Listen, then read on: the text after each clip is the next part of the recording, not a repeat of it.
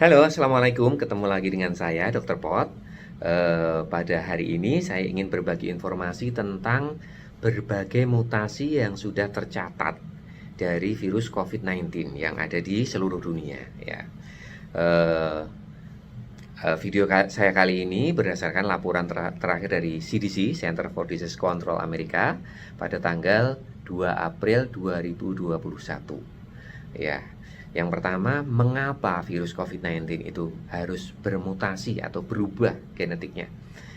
Nah, tujuan dari mutasi atau perubahan genetik ini adalah yang pertama dia harus beradaptasi ya. Ketika dia menular dari satu orang ke orang yang lain, dia harus beradaptasi dengan lingkungan sel yang baru ya, respon yang baru. Jadi kalau saya tertular dengan orang lain tertular, itu respon tubuhnya beda. Nah, karena respon tubuh yang berbeda ini, virus ini harus melakukan perubahan atau mutasi. Supaya apa? Supaya dia bisa bertahan di tubuh yang baru ya, tubuh orang yang baru diinfeksinya. Demikian seterusnya, ketika semakin banyak orang terinfeksi, semakin banyak terjadi mutasi. Jadi mutasi itu bukan sesuatu yang wah ya. Itu sesuatu yang normal saja ya. Itu sesuatu yang natural, yang alami ya. Jadi tujuannya yang pertama adalah beradaptasi dengan lingkungan yang baru. Yang kedua, tujuannya adalah supaya dia tidak musnah. Dia begitu sebuah makhluk terlahir di muka bumi ini, maka secara evolusi ya, evolusi Darwin, dia akan berusaha dirinya tetap abadi di muka bumi ini. Dia akan berusaha menurunkan keturunan-keturunan terus ya, supaya dia tidak musnah. Nah, sayangnya virus COVID-19 ini saat ini melawan yang namanya manusia, yaitu kita-kita ini. Kita semua merasa dirugikan oleh virus COVID-19 dan kita berusaha memusnahkannya. Tetapi virus COVID-19 tidak mau begitu saja dimusnahkan. Dia pengen abadi, pengen menetap di muka bumi ini seterusnya. Nah, makanya dia melakukan mutasi-mutasi itu. Nah, caranya apakah mutasi itu semakin berbahaya apa enggak? Semakin membunuh enggak? Nah, dia enggak peduli ya. Mau berbahaya atau enggak, dia enggak peduli. Dia enggak peduli dengan kita, tapi dia peduli dengan dirinya sendiri bahwa dia mau tetap menghuni bumi bersama yang lain ya. Dia enggak mau musnah dari muka bumi ini. Nah, itu salah satu caranya adalah dengan cara lebih cepat menular ya. Saat ini yang diketahui itu yang paling utama dari mutasi virus COVID-19 adalah lebih cepat menular, bukan lebih cepat membunuh, bukan lebih parah ya. Yang paling utama adalah lebih cepat menular. Karena kalau lebih cepat menular, ya walaupun nggak berbahaya, akhirnya orang lebih banyak tertular dan orang terbiasa dan orang nggak takut lagi. Akhirnya dia nggak dilawan oleh manusia ya, secara resistensi dari manusia semakin berkurang. Nah, seperti itu mungkin ya tujuannya. Jadi akhirnya dia bermutasi supaya lebih cepat menular dari satu orang ke orang yang lain. Nah, sayangnya angka kematian dari virus COVID-19 ini masih relatif tinggi ya.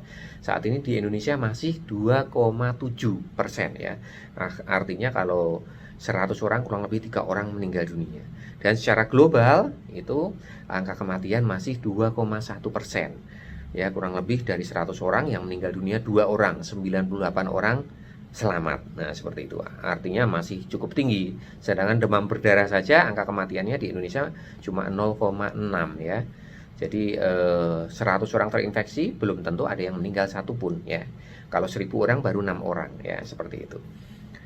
Nah, mutasi yang telah dilaporkan oleh CDC itu ada 2 macam saat ini, yaitu VOI, yaitu mutasi pada interest, dan VOC atau mutasi pada concern ya. Mutasi pada interest ini ditandai pada mutasi atau perubahan dia untuk virus COVID-19 yang jenis baru ini untuk mengurangi efektivitas antibodi ya, antibodi baik dari vaksin, orang yang divaksin maupun dari orang yang pernah terinfeksi atau penyintas ya. Misalkan penyintas, dia ingin memberikan plasmanya pada orang yang terinfeksi mutan baru ini dari mutan interest ini, itu dia tidak efektif ya, tidak bisa untuk menyembuhkan pasien yang terkena mutan jenis ini ya. Ini ada 3 mutan baru yang dari interest ini, yaitu yang tercatat dari New York 2, karena New York itu orangnya bebal-bebal ya. Jadi di sana nggak peduli dengan COVID, akhirnya COVID merajalela di New York. dan menghasilkan dua varian ini, yaitu B1525 dan B1526. Ini dari New York. Kemudian yang dari Brasil juga sama. Brasil ini mulai dari presidennya Bolsonaro beserta rakyatnya juga cuek dengan COVID-19. Akhirnya banyak yang bermutasi di sana, menghasilkan P2 ini dari Brasil ya. Ini dari B1 525, 526 dan P2 ini menurunkan efektivitas dari antibodi orang yang divaksin ya. Itu resikonya ya. Terus kemudian yang mutasi yang kedua itu ada 5 ya, ada 5 jenis spesies baru dari COVID-19. Itu mutasi dari concern, variant of concern atau VOC ya. Yang pertama tadi VOI, variant of interest.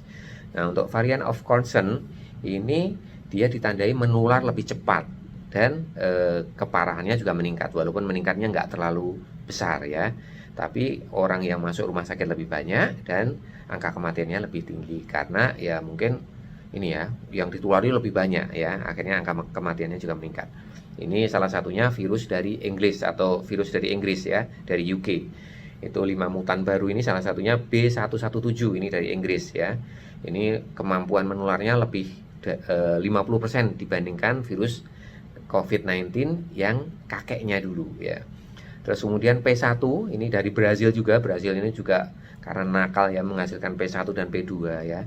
Karena penularan di sana banyak, akhirnya yang mutasi juga banyak ya. Kemudian ada B1351 ini dari Afrika Selatan ya. Ini juga mutan baru, penularan juga lebih cepat ya. 50%, dia juga efektivitas dari antibodi juga berkurang dan dari vaksin juga kemungkinan akan berkurang. Kemudian dari Afrika yang terakhir adalah dari US juga ya.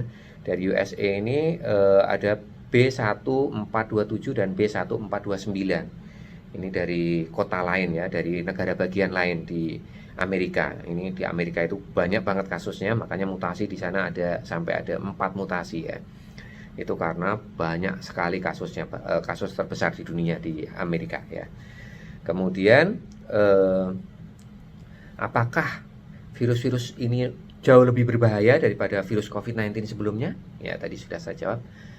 Ternyata tidak, karena angka kematiannya juga tidak meningkat dengan adanya virus-virus COVID yang varian baru ini ya.